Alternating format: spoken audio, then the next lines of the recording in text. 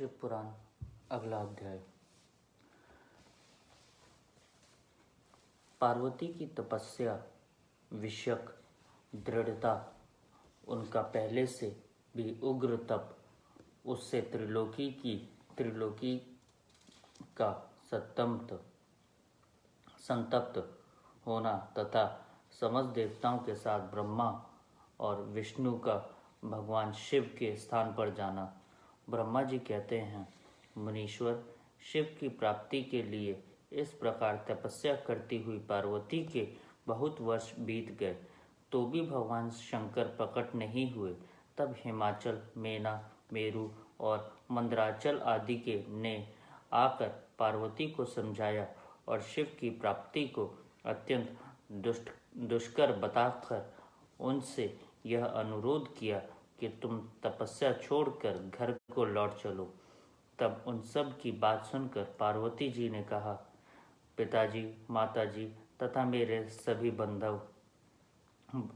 बांधव, मैंने पहले जो बात कही थी उसे क्या आप लोगों ने भुला दिया है? अस्तु, इस समय भी मेरी जो प्रतिज्ञा है उसे आप लोग सुन ले। जिन्होंने रोष से कामदेव को जलाकर भस्म कर दिया था, वे महादेव जी यद्यपि विरक्त हैं तो भी मैं अपनी तपस्या से उन भक्तवत्सल भगवान शंकर को अवश्य संतुष्ट करूंगी। आप सब लोग प्रसन्नता पूर्वक अपने अपने घर को जाएं। महादेव जी संतुष्ट होंगे ही, इसमें अन्यथा विचार की आवश्यकता नहीं है। जिन्होंने कामदेव को जलाया है, जिन्होंने इस पर्वत के वन को भी जलाकर भस्म कर दिया है, उन भगवान शंकर को मैं केवल तपस्या से यहीं बुलाऊंगी।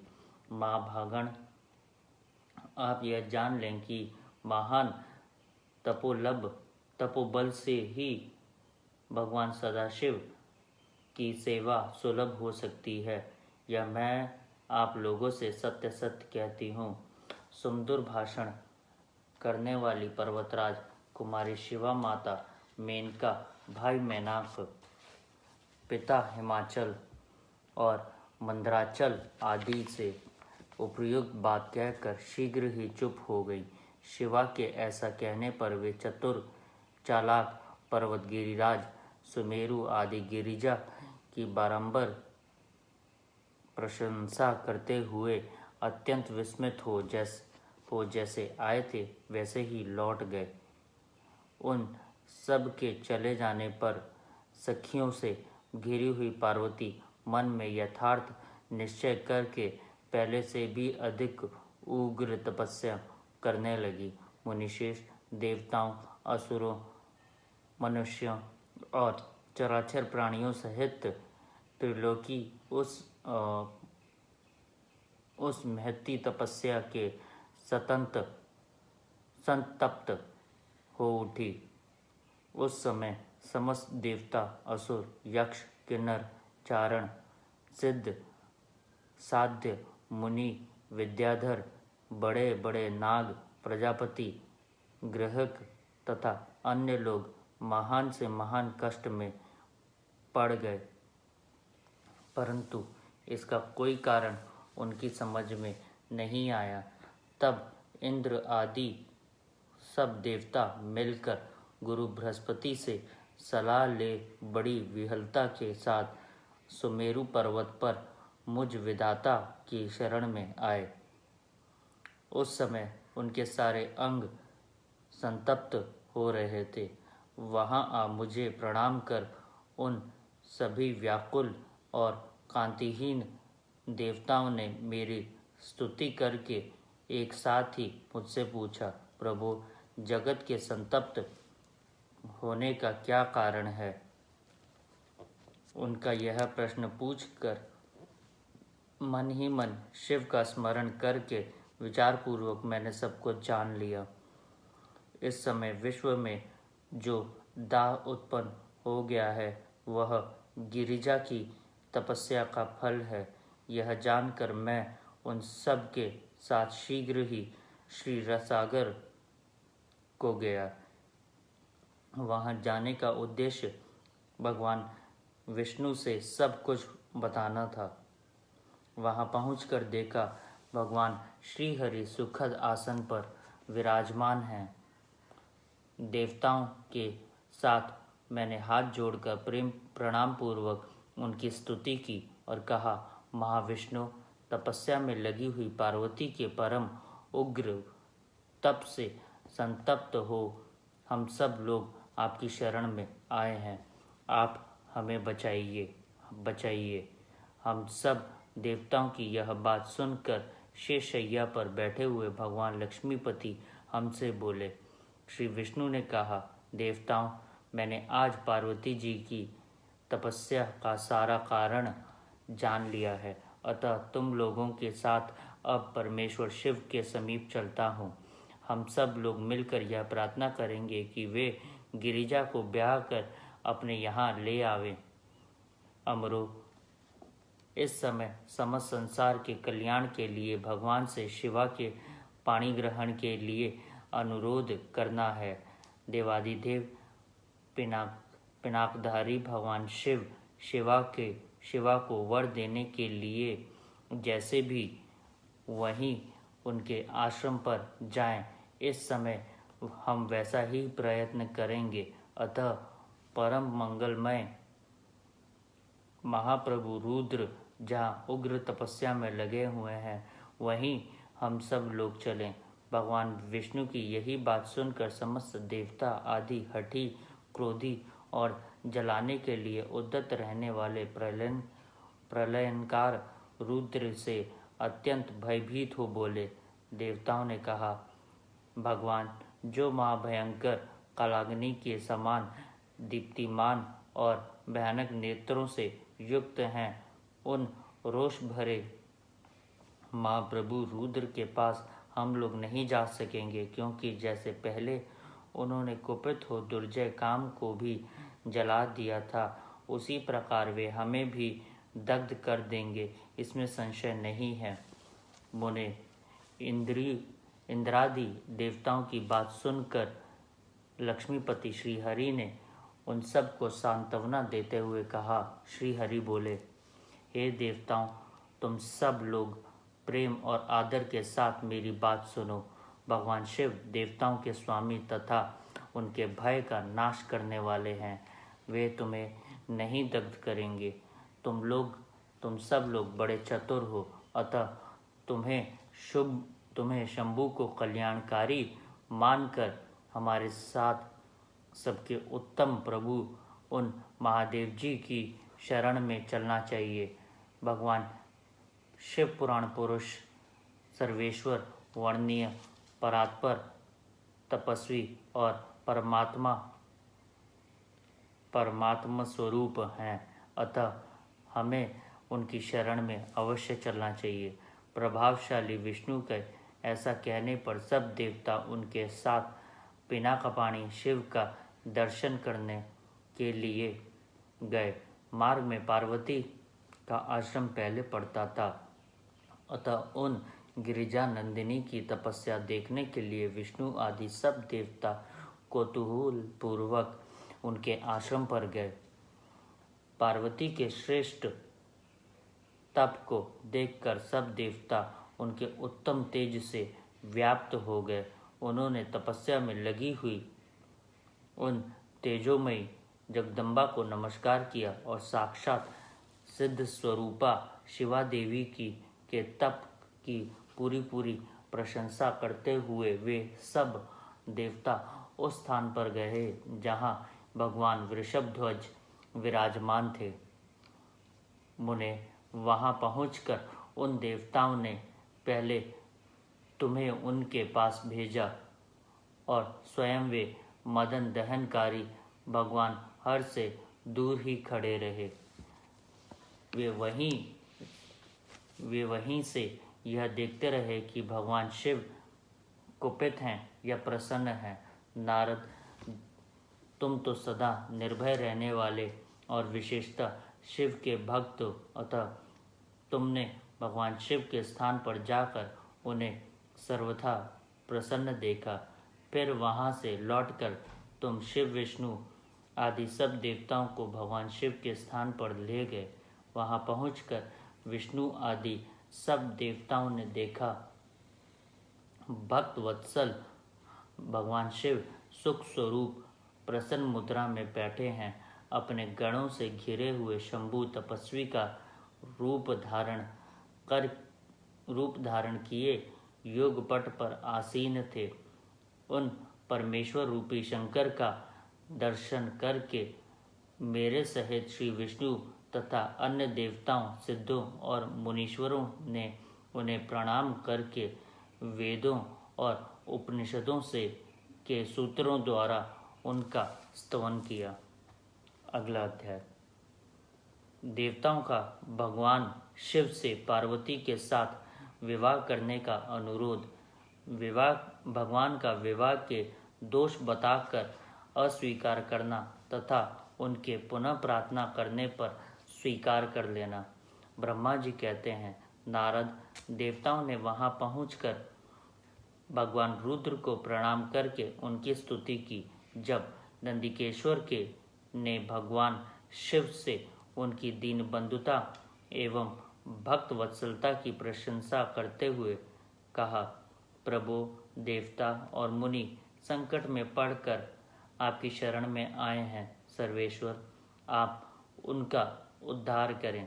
दयालु नंदी के इस प्रकार सूचित करने पर भगवान शंभु धीरे धीरे आंखें खोलकर ध्यान से उपरत हुए समाधि से विरत हो परम ज्ञानी परमात्मा एवं ईश्वर शंभु ने समस्त देवताओं से इस प्रकार कहा। शंभु बोले, श्री विष्णु और ब्रह्मा आदि देवेश्वरों, तुम सब लोग मेरे समीप कैसे आए? तुम अपने आने का जो भी कारण है वह शीघ्र बताओ। भगवान शंकर का यह वचन सुनकर सब देवता प्रसन्न हो कारण बताने के लिए भगवान विष्णु के मुंह की ओर देखने लगे। तब शिव के महान भक्त और देवताओं के हितकारी श्री विष्णु मेरे बताए हुए देवताओं के महत्तर कार्य को सूचित करने लगे। उन्होंने कहा, शंभो, तारकासुर ने देवताओं को अत्यंत अद्भुत एवं महान कष्ट प्रदान किया है। यही बताने के लिए हमसे सब देवता यहाँ आए हैं। भगवान, आपके औरस पुत्र से ही तारक दैत्य मारा जा सकेगा और किसी प्रकार से नहीं। यह मेरा कथन सर्वथा सत्य है। महादेव, इस प्रकार विचार करके आप कृपा करें। आपको नमस्कार है। स्वामिन, तारकासुर के द्वारा उपस्थित किए गए इस कष्ट से आप देवताओं का उद्धार कीजिए। देव शंभो, आप दाहिने हाथ से गिरिजा का पानी ग्रहण करें। गिरिराज हिमवान के द्वारा ही दी हुई महानुभावा पार्वती को पानी ग्रहण के द्वारा ही अनुग्रहित कीजिए। श्री विष्णु का यह कथन सुनकर योग परायण भगवान शिव उन सब को उत्तम गति का दर्शन कराते हुए इस प्रकार कहा, देवताओं, ज्यों ही मैंने सर्वांग सुंदरी गिरिजा देवी को स्वीकार किया, त्यों ही समस्त सुरेश्वर तथा ऋषि मुनि साकाम हो जाएंगे। फिर तो वे परमार्थ पथ पर चलने में समर्थ न हो सकेंगे। दुर्गा अपने पानी ग्रहण मात्र से ही कामदेव को जीवित कर देंगी। विष्णु, मैंने कामदेव को जलाकर देवताओं का बहुत बड़ा कार्य सिद्ध किया है। आज से सब लोग मेरे साथ सुनिश्चित रूप से निष्काम होकर रहें। देवताओं, जैसे मैं हूँ उसी तरह तुम सब लोग पृथक पृथक रहकर कोई विशेष प्रयत्न किए बिना ही अत्यंत दुष्कर एवं उत्तम तपस्या कर सकोगे। अब उस मदन के न होने से तुम सब देवता समाधि के द्वारा परमानंद का अनुभव करते हुए निर्विकार हो जाओ, क्योंकि काम नरक की ही प्राप्ति कराने वाला है। काम से क्रोध होता है, क्रोध से मोह होता है और मोह से तपस्या नष्ट होती है। अतः तुम सभी श्रेष्ठ देवताओं का काम और क्रोध का परित्याग कर देना चाहिए। मेरे इस कथन को कभी अन्यथा न मानना चाहिए। ब्रह्मा जी कहते हैं, नारद, वृषभ के चिह्न से युक्त ध्वजा धारण करने वाले भगवान महादेव ने इस प्रकार की बात सुनाकर ब्रह्मा, विष्णु, देवताओं तथा मुनियों को निष्काम धर्म का उपदेश दिया। तदनंतर भगवान शंभु पुनः ध्यान लगाकर चुप हो गए और पहले की भांति पार्षदों से घिरे हुए सुस्थिर भाव से बैठ गए। वे अपने मन में ही स्वयं आत्मस्वरूप निरंजन, निराभास, निर्विकार, निरामय, परात्पर, नित्य, ममता रहित, निरवग्रह, शब्दातीत, निर्गुण, ज्ञान गम्य एवं प्रकृति से पर परमात्मा का चिंतन करने लगे। इस प्रकार परम स्वरूप का चिंतन करते हुए वे ध्यान में स्थित हो गए। बहुत से प्राणियों की सृष्टि करने वाले भगवान शिव ध्यान करते करते ही परमानंद में निमग्न हो गए। श्री हरि एवं इंद्र आदि देवताओं ने जब परमेश्वर शिव को ध्यान मग्न देखा, तब उन्होंने नंदी की सम्मति ली। नंदी ने पुनः दीन भाव से स्तुति करने के लिए कहा। उनकी इस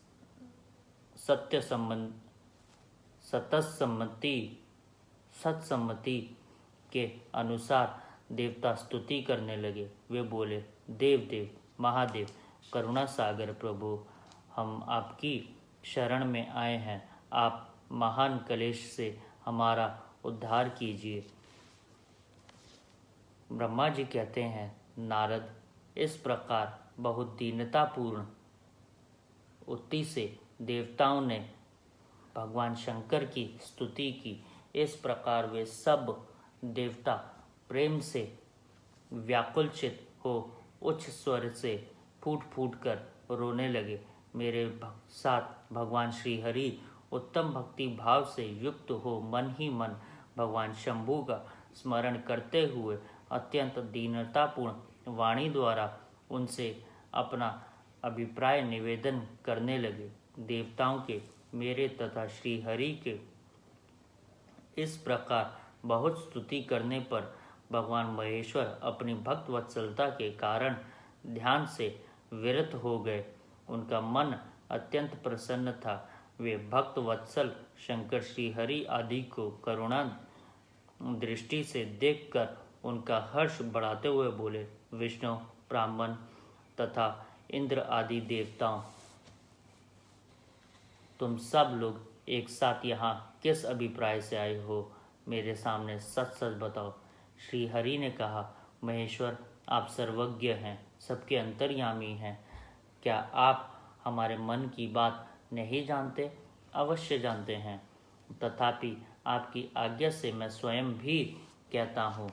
सुखदायक शंकर, आप हम सब देवताओं को तारकासुर से अनेक प्रकार का दुख प्राप्त हुआ है, इसलिए देवताओं ने आपको प्रसन्न किया है। आपके लिए ही उन्होंने गिरिराज हिमालय से शिवा की उत्पत्ति कराई है। शिवा के गर्भ से आपके द्वारा जो पुत्र उत्पन्न होगा, उसी से तारकासुर की मृत्यु होगी। दूसरे किसी उपाय से नहीं। ब्रह्मा जी ने उस दैत्य को यही वर दिया है। इस कारण दूसरे से उसकी मृत्यु नहीं हो पा रही है। अतएव वह निडर होकर सारे संसार को कष्ट दे रहा है। इधर नारद जी की आज्ञा से पार्वती कठोर तपस्या कर रही हैं। उनके तेज से समस्त चराचर प्राणियों सहित त्रिलोकी आच्छादित हो गई हैं। इसलिए परमेश्वर, आप शिवा को वर देने के लिए जाइए स्वामिन, देवताओं का दुख मिटाइए और हमें सुख दीजिए। शंकर, मेरे तथा भक्त देवताओं के हृदय में आपके विवाह का उत्सव देखने के लिए बड़ा भारी उत्साह है, अतः आप यथोचित रीति से विवाह कीजिए। परात्पर परमेश्वर, आपने रति को जो वर दिया था उसकी पूर्ति का अवसर आ गया है, अतः अपनी प्रतिज्ञा को शीघ्र सफल कीजिए। ब्रह्मा जी कहते हैं, नारद, ऐसा क्या? उन्होंने प्रणाम करके श्री विष्णु आदि देवताओं और महर्षियों को नाना प्रकार के स्तोत्रों द्वारा पुनः उनकी स्तुति की। फिर वे सब के सब उनके सामने खड़े हो गए। भक्तों के अधीन रहने वाले भगवान शंकर भी, जो वेद मर्यादा के रक्षक हैं, देवताओं की बात सुनकर हंस हंस कर बोले, हे हरे, हे विदे और हे देवताओं, तुम सब लोग आदर पूर्वक सुनो। मैं यथोचित विशेषतः विवेकपूर्ण बात कर रहा हूँ। विवाह करना मनुष्य के लिए उचित कार्य नहीं है, क्योंकि विवाह दृढ़ता पूर्वक बांध रखने वाली एक बहुत बड़ी बेड़ी है। जगत में बहुत से कुसंग हैं, परंतु स्त्री का संग उनमें सबसे बढ़कर है। मनुष्य सारे बंधनों से छुटकारा पा सकता है, परंतु स्त्री प्रसंग रूपी बंधन से वह मुक्त नहीं हो पाता। लोहे और काठ की बड़ी हुई बेड़ियों में दृढ़तापूर्वक बंधा हुआ पुरुष भी एक दिन उस कैद से छुटकारा पा जाता है, परंतु स्त्री, पुत्र आदि के बंधन में बंधा हुआ मनुष्य कभी छूट नहीं पाता। महान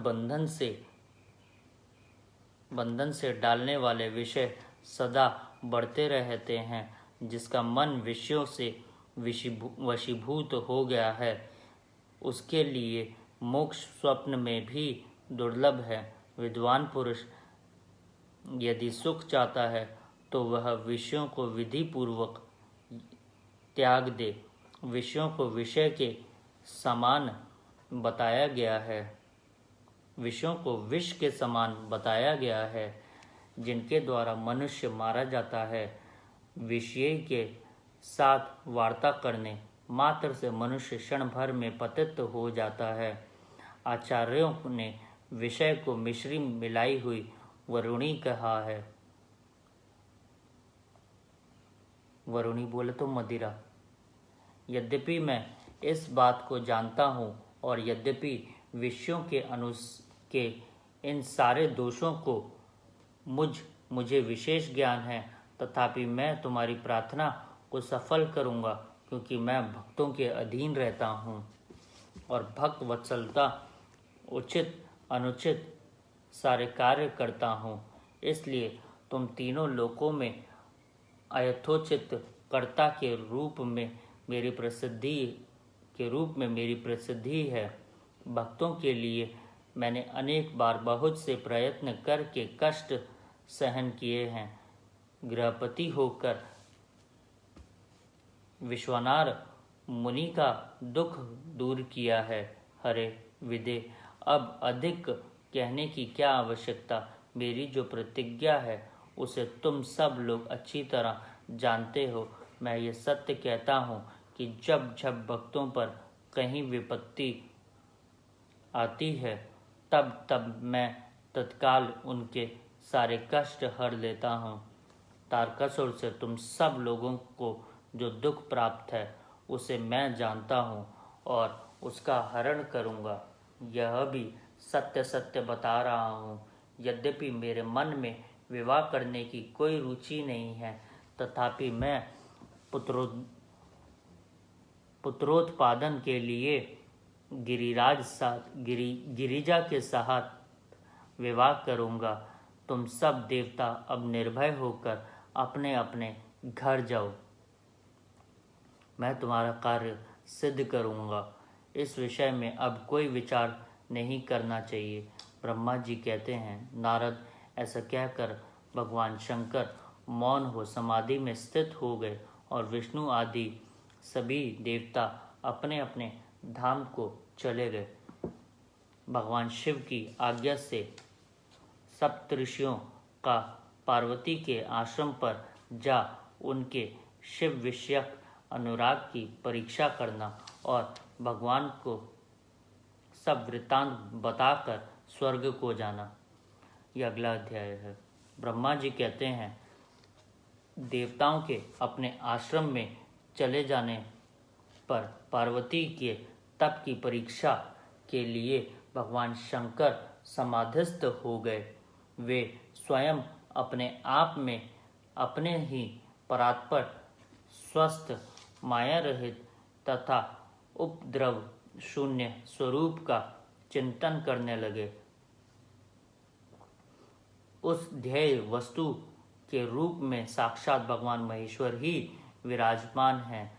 उनकी गति का किसी को ज्ञान नहीं होता।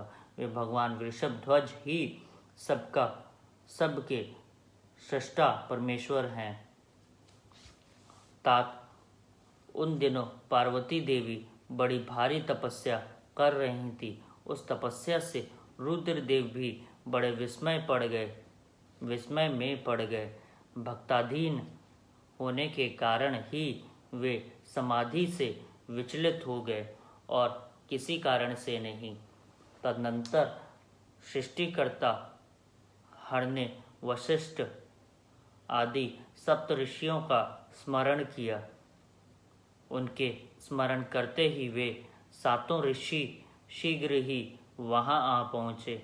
उनके मुख पर प्रसन्नता छा रही थी। तब वे सब के सब अपने सौभाग्य के अधिक सराहना करते थे। उन्हें आया हुआ देख भगवान शिव के नेत्र प्रसन्नता से प्रफुल्ल कमल के समान खिल उठे और वे हंसते हुए बोले, तात सप्तऋषियों, तुम सब लोग मेरे हितकारी तथा संपूर्ण वस्तुओं में के ज्ञान में निपुण हो। आप शीघ्र मेरी बात सुनो। गिरिराज कुमारी देवेश्वरी पार्वती उस समय सुस्थिर चित हो गौरी शिखर नामक पर्वत पर तपस्या कर रही हैं। मुझे प्रतिरूप में प्राप्त करना ही उनकी तपस्या का उद्देश्य है। जो इस समय केवल सखियां उनकी सेवा में हैं।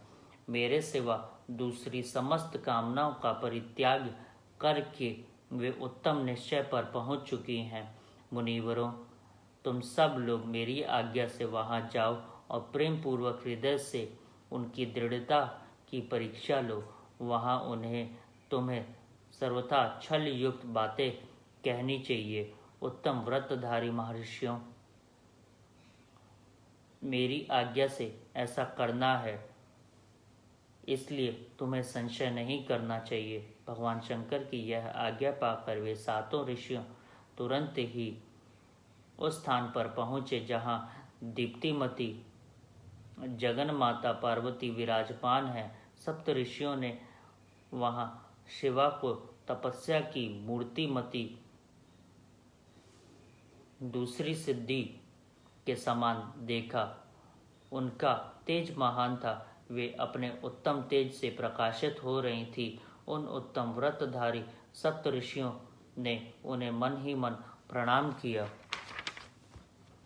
और उनके द्वारा विशेषता पूजित हो वे मस्तक झुकाए इस प्रकार बोले। ऋषियों ने कहा, देवी गिरिराज नंदिनी, हमारी यह बात सुनो। हम जानना चाहते हैं कि तुम किस लिए तपस्या करती हो तथा इसके द्वारा किस देवता को और किस फल को पाना चाहती हो। उन द्विजों की इस प्रकार पूछने पर गिरिराज कुमारी देवी शिवा ने उनके सामने अत्यंत गोपनीय होकर भी सच्ची बात बताई। पार्वती बोली, मुनीश्वरों, आप लोग प्रसन्नतापूर्वक हृदय से मेरी बात सुने। मैंने अपनी बुद्धि से जिसका चिंतन किया है, अपना वह विचार मैं आपके सामने रखती हूँ। आप लोग मेरी असंभव बातें सुनकर मेरा उपहास करेंगे, इसलिए उन्हें कहने में संकोच ही होता है, तथापि कहती हूँ। क्या करूँ? मेरा यह मन अत्यंत दृढ़तापूर्वक एक उत्कृष्ट कर्म के अनुष्ठान में लगा है और ऐसा करने के लिए विवश हो गया है। यह पानी के ऊपर बहुत बड़ी और ऊंची दीवार खड़ी करना चाहता है। देवर्षि का उपदेश पाकर मैं भगवान रुद्र मेरे पति हूँ, इस मनोरथ को मन में लिए अत्यंत कठोर तप कर रही हूँ। मेरा मन रूपी पक्षी बिना पंख के ही हठपूर्वक आकाश में उड़ रहा है। मेरे स्वामी करुणा निधान भगवान शंकर की उसके इस आशा की पूर्ति कर सकते हैं। पार्वती का यह वचन सुनकर मुनि हंस पड़े और गिरिजा का सम्मान करते हुए प्रसन्नतापूर्वक छल युक्त मिथ्या वचन बोले। ऋषियों ने कहा, गिरिराज नंदिनी, देवर्षि नारद व्यर्थ ही अपने को पंडित मानते हैं। उनके मन में क्रूरता भरी रहती है। आप समझदार होकर भी क्या उनके चरित्र को नहीं जानती? नारद छल कपट की बातें करते हैं और दूसरों को के चित्त को मुंह में डालकर मथ डालते हैं। उनकी बातें सुनने से सर्वथा हानि ही होती है। ब्रह्मापुत्र दक्ष के पुत्रों को नारद ने जो छलपूर्ण उपदेश दिया, उसका फल यह हुआ कि वे सब के सब अपने पिता के घर लौटकर न आ सके। यही हाल उन्होंने दक्ष के दूसरे पुत्रों का भी किया। वे भी उनके चक्कर में आकर भिखारी बन गए। विद्याधर चित्रकेतु को इन्होंने ऐसा उपदेश दिया कि उसका घर ही उजड़ गया। प्रहलाद को अपना चेला बनाकर इन्होंने हिरण्यकश्यपु से बड़े बड़े दुख दिलवाए। ये सदा दूसरों की बुद्धि में भेद पैदा किया करते हैं। नारद मुनि कानों को पसंद आने वाली अपनी विद्या जिसको सुना देते हैं, वही अपना घर छोड़कर तत्काल भीख मांगने लगता है। उनका मन मलिन है, केवल शरीर ही सदा उज्जवल दिखाई देता है। हम उन्हें विशेष रूप से जानते हैं, कहीं क्योंकि उनके साथ रहते हैं। उनका उपदेश पाकर बड़े बड़े विद्वानों द्वारा सम्मानित होने वाली तुम भी व्यर्थ ही भुलावे में आ गई और मूर्ख बनकर दुष्कर तपस्या करने लगी।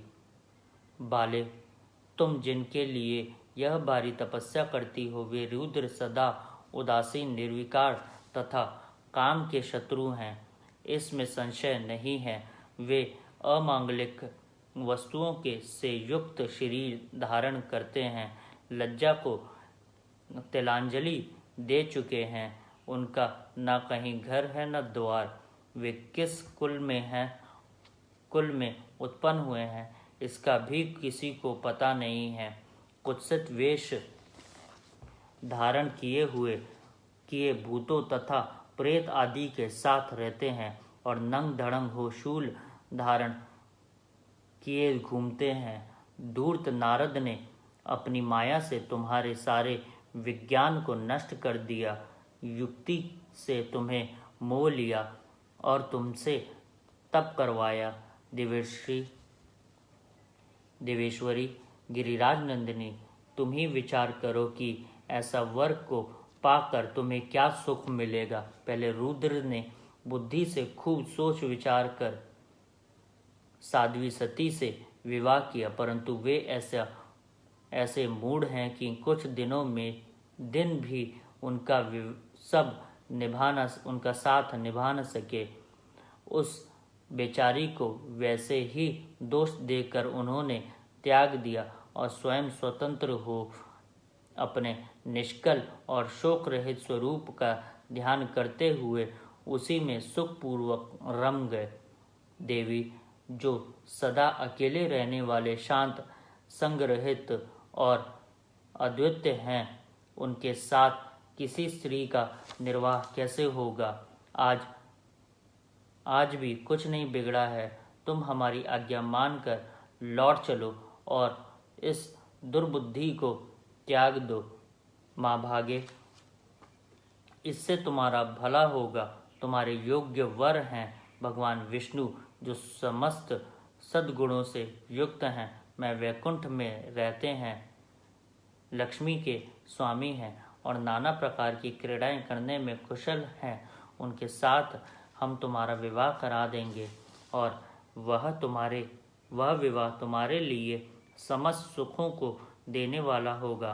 पार्वती, तुम्हारा जो रुद्र के साथ विवाह करने का हठ है, उस ऐसे हठ को छोड़ दो और सुखी हो जाओ। ब्रह्मा जी कहते हैं, नारद, उनकी ऐसी बात सुनकर जगदम्बिका पार्वती हंस पड़ी और पुनः उन ज्ञान विशारद मुनियों से बोली। पार्वती ने कहा, मुनीश्वरों, आपने अपनी समझ से ठीक ही कहा है, परंतु द्विजों, मेरा हठ भी छूटने वाला नहीं है। मेरा शरीर पर्वत से उत्पन्न होने के कारण मुझ में स्वाभाविक कठोरता विद्यमान है। अपनी बुद्धि से ऐसा विचार कर आप लोग मुझे तपस्या से रोकने का कष्ट न करें। देवर्षि का उपदेश वाक्य मेरे लिए परम हितकारक है, इसलिए मैं उसे कभी नहीं छोड़ूंगी। वेदवेता भी यह मानते हैं कि गुरुजनों का वचन हितकारक होता है, गुरुओं का वचन सत्य होता है। ऐसा जानकर दृढ़ विचार है, उन्हें इहलोक और परलोक में परम सुख की प्राप्ति होती है और दुख कभी नहीं होता। गुरुओं का वचन सत्य होता है। यह विचार जिनके हृदय में नहीं है, उन्हें इहलोक और परलोक में भी दुख प्राप्त होता है, सुख कभी नहीं मिलता। अतः द्विजों, गुरुओं के वचन का कभी किसी तरह भी त्याग नहीं करना चाहिए। मेरा घर बसे या उजड़ जाए, मुझे तो यह झूठ ही सदा सुख देने वाला है। मुनिवरों, आपने जो बातें कही हैं, मैं उनका आपके कहे हुए तात्पर्य से भिन्न अर्थ समझती हूँ और उनका यहाँ संक्षेप से विवेचन प्रस्तुत करती हूँ। आपने यह बात ठीक कहा कि भगवान विष्णु सद्गुणों के धाम तथा लीला विहारी हैं। साथ ही आपने सदाशिव को निर्गुण कहा है। इसमें जो कारण है वह बताया जाता है। भगवान शिव साक्षात पर ब्रह्मा है, अतएव निर्विकार हैं। वे केवल भक्तों के लिए शरीर धारण करते हैं, फिर भी लौकिक की प्रभुता को दिखाना नहीं चाहते हैं। अतः परमहंसों की जो प्रिय गति है, उसी को वे धारण करते हैं, क्योंकि वे भगवान शंभु परमानंदमय हैं, इसलिए अवधूत रूप से रहते हैं। माया लिप्त जीवों को ही भूषण आदि की रुचि होती है, ब्रह्मा को नहीं। वे प्रभु गुणातीत, अजन्मा, माया रहित, अलक्ष्य गति और विराट हैं। द्विजो, भगवान शंभु किसी विशेष धर्म या जाति आदि के कारण किसी पर अनुग्रह नहीं करते। मैं गुरु की तब कृपा से शिव को यथार्थ रूप से जानती हूँ। परम ऋषियों, यदि शिव मेरे साथ विवाह नहीं करेंगे तो मैं सदा कुमारी ही रह जाऊंगी, परंतु दूसरे के साथ विवाह नहीं करूंगी। यह मैं सत्य सत्य कहती हूँ। यदि सूर्य पश्चिम दिशा में उगने लगे, मेरू पर्वत अपने स्थान से विचलित हो जाए, अग्नि शीतलता को अपना ले तथा कमल पर्वत शिखर की शिला के ऊपर खिलने लगे, तो भी मेरा हठ छूट नहीं सकता। यह मैं सच कहती हूँ। ब्रह्मा जी कहते हैं, नारद, ऐसा कह उन मुनियों को प्रणाम करके गिरिराज कुमारी पार्वती निर्विकार चित्त से शिव का स्मरण करती हुई चुप हो गई। इस प्रकार गिरिजा की यह उस उत्तम निश्चय को जानकर वे सप्त ऋषि भी उनकी जय जयकार करने लगे और उन्होंने पार्वती को उत्तम आशीर्वाद दिया। मुने गिरिराज देवी की परीक्षा करने वाले वे सातों ऋषि उनको प्रणाम करके प्रसन्नचित्त हो शीघ्र ही भगवान शिव के स्थान को चले गए। वहां पहुंचकर शिव को मस्तक नवा उनसे सारा वृतांत निवेदन करके उनकी आज्ञा ले वे पुनः सादर स्वर्गलोक को चले गए। अगला अध्याय थोड़ी देर में।